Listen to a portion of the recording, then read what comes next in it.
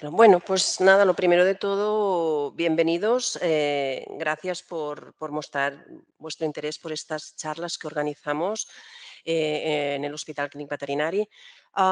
Quiero agradecer, como siempre, a nuestras empresas colaboradoras que, bueno, ciertamente, gracias a ellas, pues podemos llevar a término todos nuestros programas de residencia y también podemos llevar a término, pues, estas charlas que, en mi caso, espero que os sea de utilidad. Como os ha dicho Didac, hoy vamos a hablar de factores de riesgo en el neonato. Am, es algo que, bueno, parece que no se trata demasiado o quizás los propietarios, pues no tienen la percepción de que realmente podemos hacer grandes cosas con estos pacientes tan pequeñitos. Lo primero que quiero que tengáis en cuenta es que cuando estamos trabajando con neonatos, estamos trabajando con unos animales muy especiales. Muy especiales porque su fisiología es muy distinta a la fisiología a la que estamos acostumbrados. Nosotros estamos acostumbrados a trabajar pues, con perros, con gatos adultos que funcionan como un reloj suizo. Sin embargo, aquí tenemos, os enseño, es un cachorrito de bulldog francés. ¿Vale? Estos neonatos principalmente hablamos de neonatología las 3 primeras semanas de vida. A partir de la cuarta semana ya podemos empezar a hablar de pacientes pediátricos, ¿vale? Entonces nos vamos a acotar a estas 3 primeras semanas de vida. Entonces, como os he puesto aquí en la presentación, perdonad, los neonatos se caracterizan sobre todo por esto que tenéis aquí. Son animales inmaduros, son animales cuya fisiología no funciona como lo hace la fisiología de los animales adultos.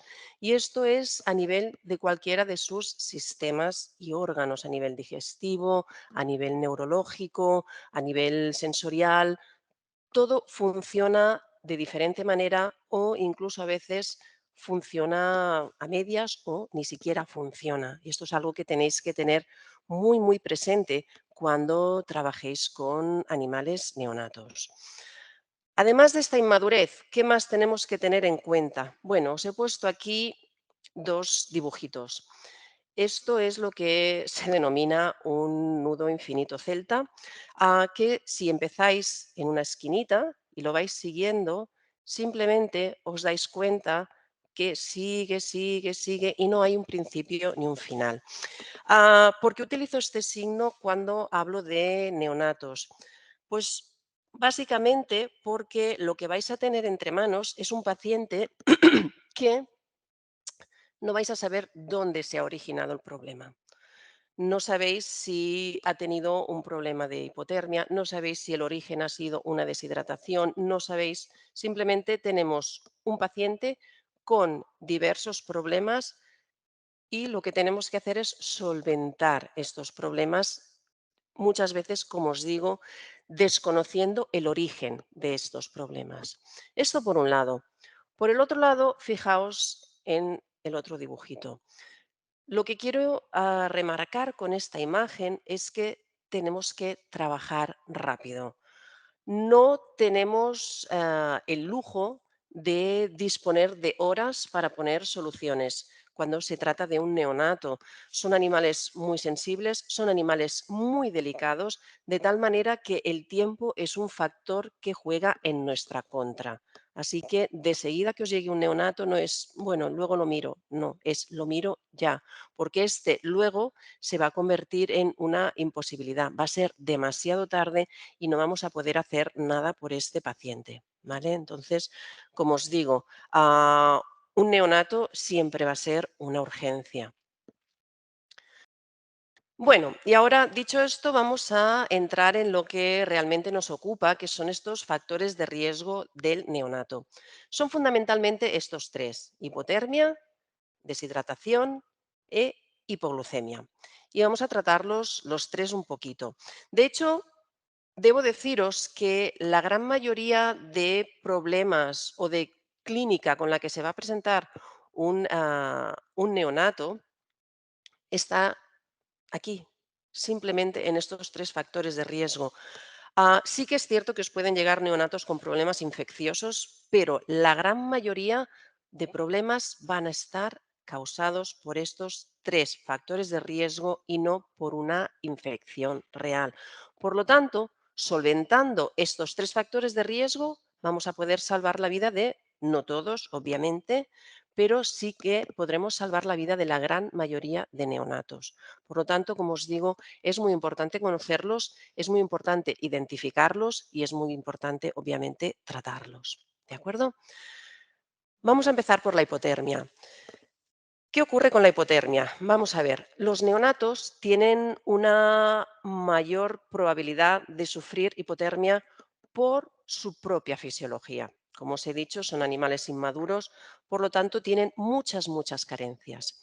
De entrada, ¿qué ocurre? Bueno, pues son animales que tienen muy poca masa corporal, mientras que sí que tienen mucha superficie cutánea. Esto hace que no puedan conservar el calor con facilidad, pero por el contrario, sí perderlo con mucha facilidad, ya sea por evaporación, por conducción, por contacto con objetos que estén fríos o que estén mojados, ¿de acuerdo? Por otro lado, ¿qué más ocurre? Pues son animales que su sistema nervioso es inmaduro, deficiente, si queréis verlo así, por lo que el reflejo de temblor no está operativo y no estará operativo hasta que el neonato tiene cerca de la semana, 6 días, 7, ¿de acuerdo? Entonces, ¿qué sucede? Pues que si cuando tienen frío no tiemblan, no producen calor. Así que aquí tenemos fundamentalmente las causas de por qué estos pacientes tienen un mayor riesgo de sufrir hipotermia. Es importante tener en cuenta la temperatura fisiológica de estos pacientes. ¿Por qué? Pues porque no va a ser la misma que la temperatura de un animal adulto. Ah, ¿Qué vamos a ver? Bueno, pues durante la primera semana de vida, la temperatura está entre 35 y 36. Ojito, una puntualización. Este 35, esos 35 grados son aceptables en el momento de nacer. Después ya nos vamos hacia 36, 36 y medio. Un neonato de, ¿qué os diré? 4 días de vida a 35 es un animal que está hipotérmico. ¿Vale? Entonces, como os digo, lo acepto en el momento de nacer, pues yo qué sé, hacéis una cesárea y mira, miráis la temperatura y está a 35. Es aceptable en ese momento. A posteriori tiene que estar alrededor de 36, 36 grados y medio.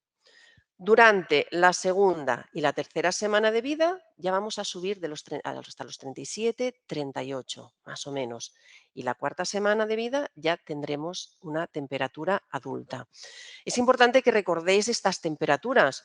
¿Por qué? Pues porque estamos acostumbrados a esos 38, 39 del animal adulto, de manera que si os llega un animal de 5 días de vida que está a 36 y medio, no penséis que está hipotérmico, está en su temperatura fisiológica. No empecéis a darle calor porque lo único que vais a conseguir es provocar un fallo multiorgánico, multisistémico en este animal. Por lo tanto, esto es una información que considero muy importante. ¿Qué consecuencias tiene la hipotermia? La hipotermia es un factor de riesgo que afecta en muchos aspectos al neonato. De entrada, nos va a provocar o puede provocar un hilo intestinal, también puede provocar el rechazo materno, una disminución de la actividad física y una disminución del reflejo de succión. Vamos primero con el hilo intestinal. ¿Qué sucede con el hilo intestinal? Como os digo, cuando la temperatura baja de 35 y medio, 35 para abajo, este sistema digestivo se va a parar. Y la consecuencia la tenéis en esta radiografía. ¿Qué sucede? Este neonato, ya sea perro o gato, ¿de acuerdo? Este neonato nosotros lo vamos a alimentar porque necesita comer, pero lo que nos vamos a encontrar es que, debido a este hilo intestinal, la leche va a quedar almacenada en el estómago, donde va a fermentar. Fermenta, produce gas y, como veis en esta radiografía, Pues tenemos aquí el estómago de este pequeñajo completamente lleno de gas. Si os fijáis, los intestinos también están completamente llenos de gas. Es decir, tenemos un timpanismo en marcha. ¿Qué consecuencia tiene este timpanismo? Pues que va a ejercer presión contra el tórax y va a provocar disnea en el paciente.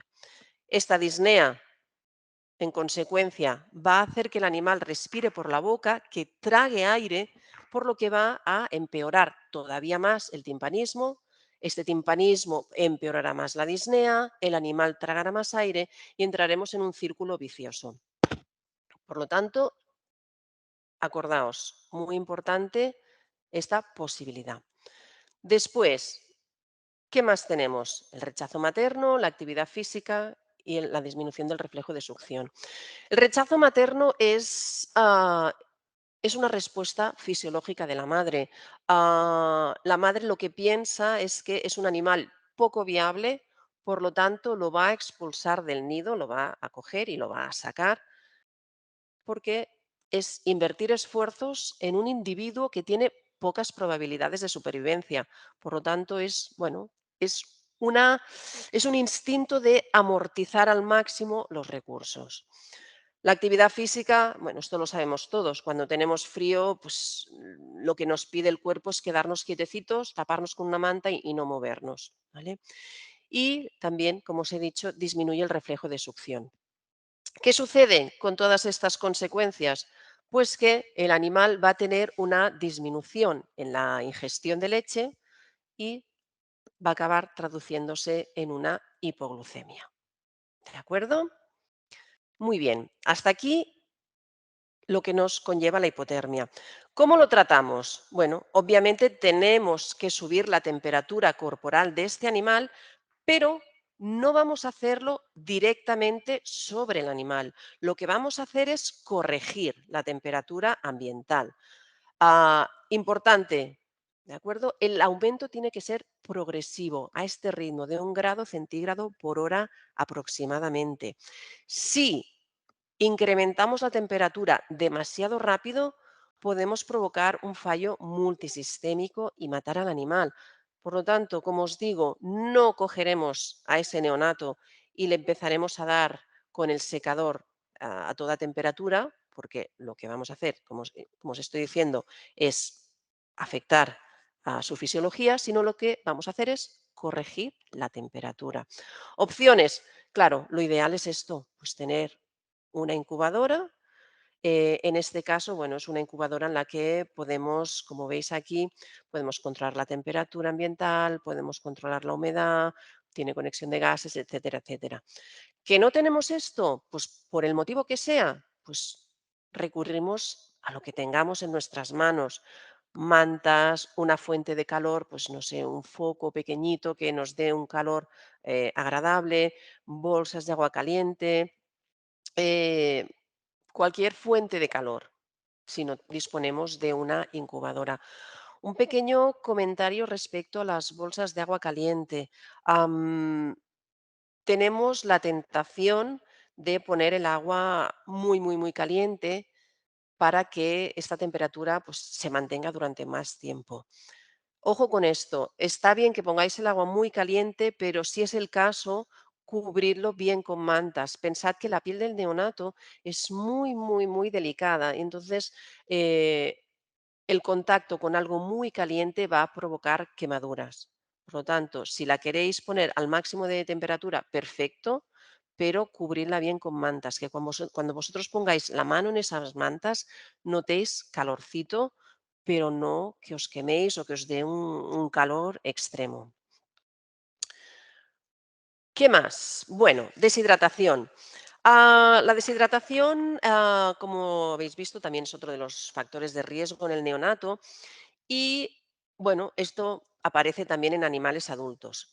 Sin embargo, los animales adultos juegan con una ventaja, que tienen lo que denominamos mecanismos compensatorios. ¿Cómo? Bueno, pues incrementan la frecuencia cardíaca, disminuyen la producción de orina y concentran esta orina. ¿Vale? Y es, bueno, la manera que tiene el animal adulto, como os digo, de compensar este proceso o este cuadro de deshidratación. Sin embargo, desgraciadamente, los neonatos no tienen estos mecanismos compensatorios o no funcionan correctamente. Por lo tanto, una vez más, tenemos aquí parte del motivo del por qué los neonatos son más sensibles a la deshidratación. ¿Qué ocurre? Bueno, pues de entrada, las fibras simpáticas, las fibras nerviosas simpáticas del miocardio son inmaduras. Como os he dicho al principio, la inmadurez va a regir la vida de estos animales durante las 3 primeras semanas de vida. ¿M? ¿Qué sucede? Pues que si estas fibras nerviosas simpáticas del miocardio no funcionan, pues de entrada ya no puede incrementar, este miocardio no puede incrementar la frecuencia cardíaca. Por lo tanto, no podemos compensar por ahí. Por otro lado, son animales que tienen unos mayores requerimientos hídricos. Necesitan un aporte hídrico superior en proporción al del animal adulto. Y, por otro lado, también tienen pérdidas aumentadas.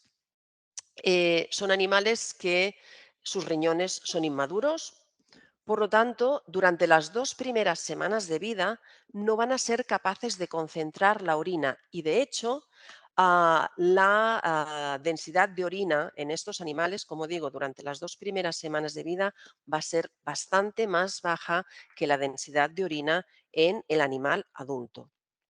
Por lo tanto, ahí tenéis un punto en el que podéis atacar para llegar al diagnóstico. Os lo comento después.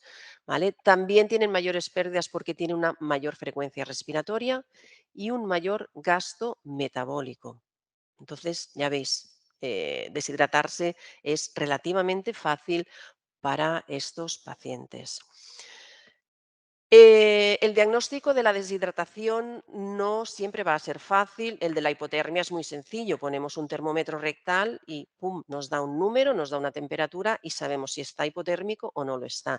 En el caso de la deshidratación no es tan sencillo y muchas veces nos basamos en suposiciones. Ah, Permitidme que haga un pequeño inciso.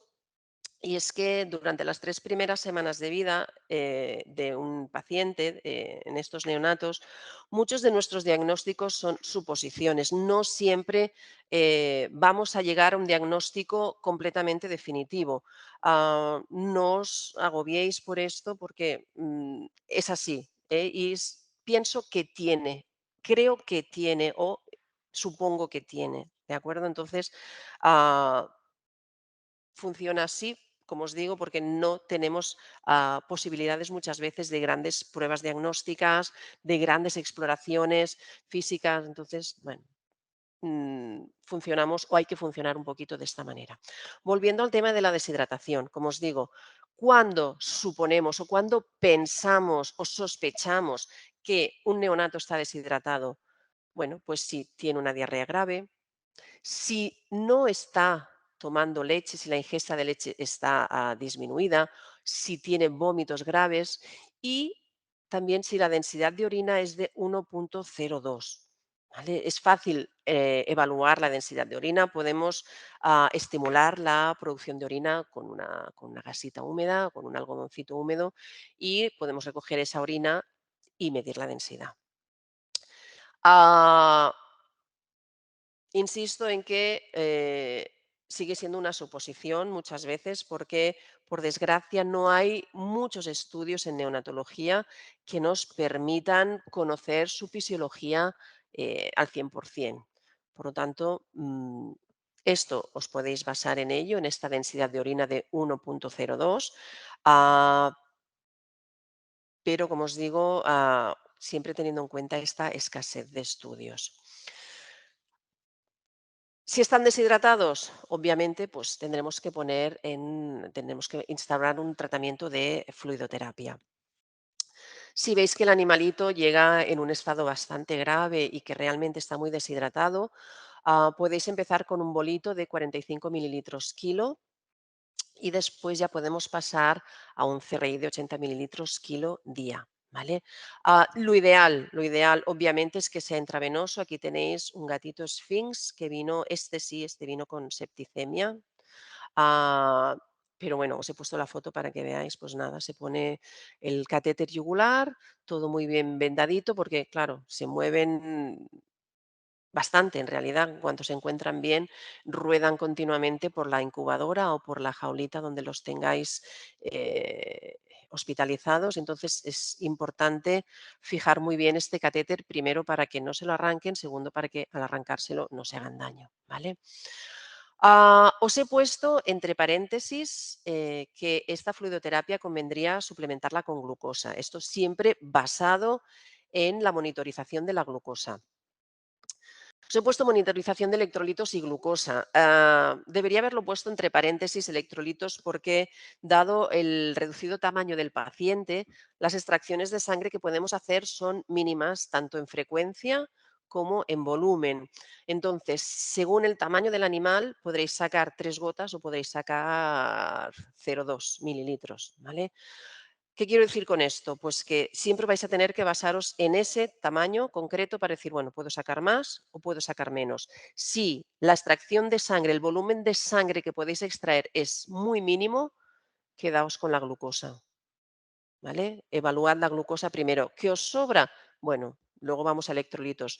Os digo que nosotros generalmente nos quedamos en glucosa y no evaluamos los electrolitos, a no ser que tengamos algún paciente que, pues no sé, de raza gigante, tipo Terranova, tipo Gran Danés, Irish Wolfhound, ese tipo de pacientes que a una semana de vida el animal te pesa 700 gramos.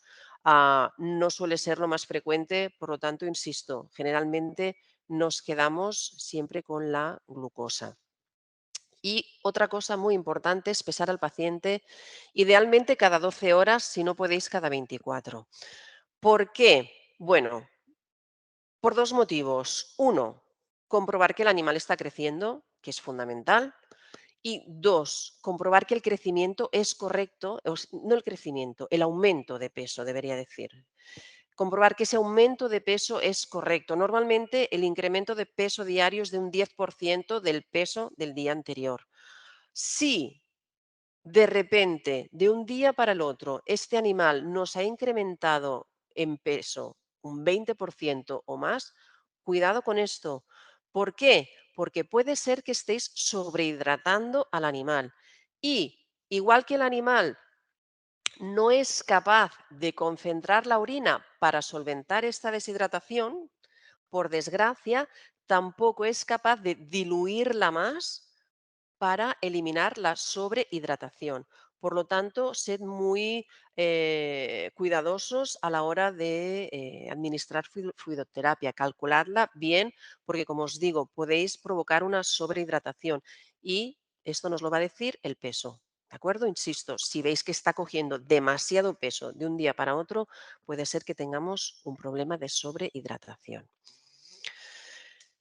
Y el último de los tres factores, la hipoglucemia. ¿Por qué tienen más tendencia los neonatos a sufrir hipoglucemia? Pues lo tenéis aquí. De entrada, la gluconeogénesis hepática no funciona. Es decir, no pueden utilizar, por ejemplo, grasa o ácidos grasos o cuerpos cetónicos inclusive para producir glucosa. No funciona este hígado. ¿Qué más? Tenemos pocas reservas de glicógeno y de grasa. Es decir, no tenemos almacén de energía que se pueda movilizar para producir glucosa y mantener la glicemia. ¿Qué más? Pues volvemos otra vez al riñón. Es un riñón inmaduro. Por lo tanto, tenemos pérdidas de glucosa en orina y esto vuelve a ser fisiológico durante las 2 primeras semanas de vida. A modo de inciso, recordad, estas 2 primeras semanas de vida, orina más diluida y glucosuria. Bien, ¿y qué más tenemos? Pues tenemos una mayor demanda de glucosa para la función cerebral y para la función miocárdica. En resumen, ¿qué es lo que tenemos? Primero, no hay producción de glucosa. Segundo, no hay almacenamiento, no se conserva. Y tercero, tenemos mayores pérdidas. En consecuencia, ¿qué es lo que vamos a necesitar para mantener la glicemia? Pues la ingesta frecuente de alimento, en este caso leche. En cuanto a la etiología de la hipoglucemia, como veis aquí tenemos una lista razonable de posibilidades. Tenemos parásitos intestinales, diarrea, vómitos, septicemia, etcétera. Sin embargo, acordaos de lo que os he dicho al principio. La gran mayoría de neonatos, la gran mayoría de estos pacientes de hasta 3 semanas de vida, no van a venir a vosotros con un problema infeccioso, van a venir con un problema relacionado con estos factores de riesgo que a su vez suelen estar relacionados con un manejo inadecuado. Y no es un manejo inadecuado consciente. Muchas veces el propietario quiere hacerlo tan bien que acaba haciéndolo mal. Esto lo sabemos todos. La buena intención muchas veces les lleva a error. ¿Vale? ¿Qué quiere decir esto? Pues que las principales causas o las principales etiologías de la hipoglucemia en realidad son estas dos. La hipotermia, que ya la hemos discutido previamente, y la alimentación insuficiente. Ojo con la alimentación insuficiente, puede haber muchas causas detrás. Si es un neonato que está con mamá, que mamá lo está cuidando, ¿qué puede pasar? Puede pasar que la madre no tenga suficiente leche. Puede pasar que sea una camada demasiado numerosa, que haya demasiados neonatos para que esa madre pueda amamantarlos a todos. Puede ser que ese neonato en concreto, por ejemplo, tenga una palatosquisis, un paladar hendido y no se pueda alimentar bien. Tenemos que buscar la causa de por qué ese animal no está comiendo bastante. En cuanto al cuadro clínico, si os fijáis, no he hablado de cuadro clínico hasta ahora y el motivo es el que os he dado al principio cuando os he puesto esta imagen del nudo infinito. Y es que vamos a tener un neonato que el cuadro clínico, independientemente de si tiene hipotermia, si tiene deshidratación, si tiene hipoglucemia por separado o tiene los tres factores de riesgo en marcha, independientemente de esto, el cuadro clínico va a ser el mismo. Vamos a tener un paciente que no responde a los estímulos externos. Es cierto que, a ver, un neonato pues no es que haga muchos movimientos, pero cuando lo cogéis, lo movéis, pues se queja, hace ruiditos, vocaliza, si está durmiendo lo despertáis enseguida, busca a la mama para comer, veis una reacción. En cambio, cuando están hipotérmicos o están deshidratados o hipoglicémicos, es un animal que lo vas a coger con tus manos. En ocasiones, si están muy graves, no van a tener tono muscular, van a presentar flacidez, esta falta de vocalización, esta falta de movimiento, de energía, ¿vale? Obviamente, si no los tratamos, estos animales van a entrar en fallo cardíaco y respiratorio y acaban muriendo, por desgracia. Ah, para animaros, debo deciros que son animales que si vienen a tiempo, si el propietario en cuanto los ve malitos nos los trae enseguida, son animales que la gran mayoría responden muy rápido, muy rápido. Requieren esfuerzo por nuestra parte, básicamente porque son animales muy sensibles, son animales muy delicados, de manera que si no estamos encima de ellos, todo el esfuerzo previo que hemos hecho para remontarlos va a ir hacia atrás y los podemos perder. Por lo tanto, os animo a realmente a hacerlo, a intentarlo, porque son pacientes muy, muy agradecidos si estamos encima de ellos. Siguiendo con la hipoglicemia, el diagnóstico tenemos un valor sanguíneo, un valor fisiológico que es de 80 a 140 miligramos por decilitro. Es fácil de evaluar, sacamos esta gotita de sangre. Si podéis de yugular, perfecto. Si no, una alternativa puede ser hacer la extracción de las almohadillas plantares. Desinfectáis bien con alcohol, puncionáis con una agujita de insulina y recogéis esa gotita con el glucómetro, es como lo hacemos nosotros. Utilizamos el glucómetro ya con la tira puesta y pescamos, por decir de alguna manera, esa gotita para medir la glicemia. ¿Cuándo hablamos de hipoglicemia? Bueno, los libros hablan de hipoglicemia cuando esta glucosa está por debajo de 50. A mí 50 personalmente me parece muy bajo. Sí que lo considero 50 o incluso debajo de 60 para poner vía y fluidoterapia compensada con glucosa. Si estoy alrededor de 70, un poquito por debajo de 70, intento mantener la glicemia mediante ingesta oral. Ojo, siempre y cuando no haya hipotermia. Esto es importante que lo recordéis. Un animal que está por debajo de 35 grados y medio no puede recibir alimento por vía oral. Recordad cuando hemos hablado de hipotermia y hemos hablado del hilio intestinal, de esta parálisis del digestivo. Por lo tanto, si tenemos hipotermia, la glucosa va a ir intravenosa. ¿Vale?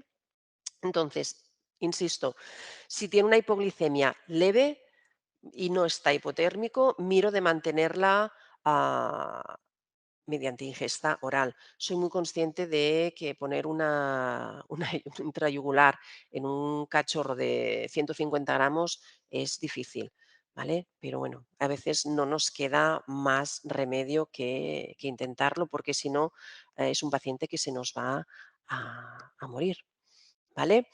Ah, Aquí tenéis otra vez el mismo gatito de antes. Como os digo, vino con septicemia, vino deshidratadito, con hipoglucemia. Entonces, si vienen con una hipoglucemia bastante marcada, podemos empezar con un bolo de 1 mililitro kilo de glucosa al 12,5% y luego ya pasamos a CRI. ¿Vale? Am, Os he puesto aquí entre paréntesis la evaluación frecuente. Claro, lo ideal sería que cada 5 o 6 horas miráramos cómo está esa glicemia, a ver si este paciente es capaz de mantenerla.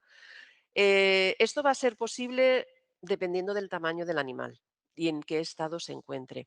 La neonatología, para mí, si tengo que definirla con una palabra, sería equilibrio. Equilibrio entre lo que yo necesito como clínica y lo que el paciente puede tolerar. Es decir, cuántas extracciones puedo hacer, cuántas veces puedo poner un termómetro. Y esto es fundamental, es más que importante en los neonatos. No podemos estar sacando sangre continuamente, no podemos hacer extracciones de gran volumen, no puedo estar poniendo el termómetro cada 3 horas porque acabo irritando ese recto. Entonces, como os digo, es un equilibrio y es por eso que os pongo esta evaluación frecuente entre paréntesis. Equilibrad entre lo que vosotros necesitáis y lo que el paciente puede tolerar. Es muy importante. Fluidos, también importante, atemperados para que no suframos de hipotermia, ¿vale? Y como os lo he dicho, sí, la temperatura. Si está he puesto por debajo de 36. Si está un pelín por debajo, compro, ¿vale? Lo podemos aceptar. Pero de 35,5 para abajo evitamos cualquier administración de alimentación oral y nos vamos a quedar con la suplementación intravenosa. Y nada, chicos, hasta aquí esta intervención en nuestra sesión de 12 meses, 12 charlas. Espero que os haya sido útil. Quiero agradecer nuevamente a todas nuestras empresas colaboradoras por todo el apoyo que nos dan en todos estos programas de residencia, en estas aventuras que compartimos con vosotros en nuestro canal de YouTube, esperando que os sea muy útil.